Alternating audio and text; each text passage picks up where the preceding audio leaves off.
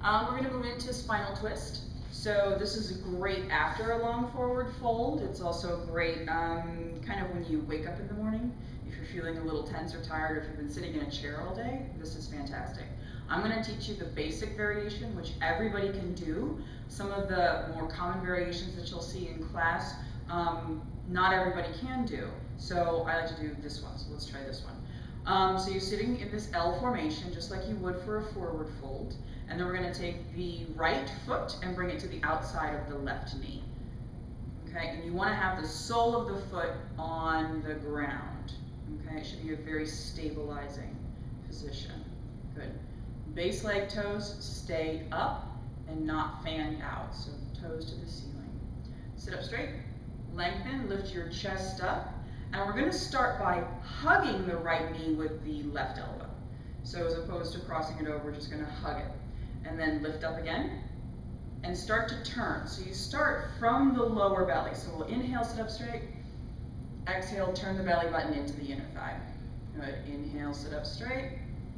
Exhale, turn the ribs into the inner thigh. Good. Inhale, sit up straight. Exhale, turn the chest. And then you let that right hand come behind you. Notice it comes into a supportive position, not one that causes her to lean back. She's still perfectly upright. The crown of her head and her sits bones are still in a perfectly beautiful straight line. So at this point, now you can take that left elbow across to the outside. Good. And we can leave the arm down like this to really stretch under the left shoulder blade. Good. And we want to make sure that both sits bones stay anchored down. Sometimes we'll borrow flexibility for the twist by letting the right buttock or the bent leg buttock come up. We want to make sure they're down. Good. And the head then can look behind you, or it can stay neutral. But wherever it goes, we want to make sure that we're not letting the weight of the head jut forward off of the neck column. Okay, so the chin is still drawn in. There's this kind of regalness about the pose. You'll notice how beautiful it is. So we take a couple deep breaths here. And then we just unwind everything, straighten out the right leg, and come to seated.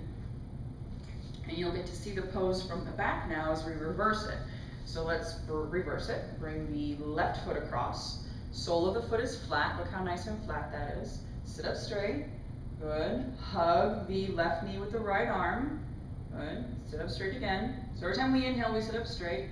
Exhale, start your turn. So you start from the belly button. And then inhale, sit up straight.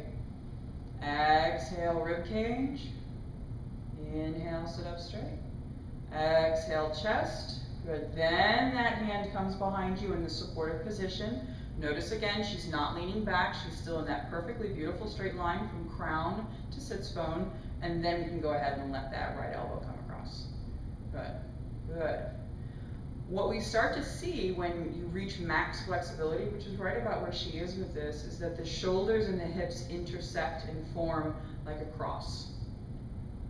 And that lets you know that you've come about as far as you need to go. Make sure that both sides of the sits bone are down, up, and the toes of the base leg continue to point up. And that's like the last thing we think about are those toes. All right, a couple deep breaths here. Really nice looking pose. Got to be very careful here, and she's perfect, but a lot of people will have a hard time that this area here doesn't bow.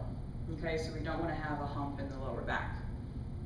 And we'll unwind and straighten out. And that is a basic spinal twist.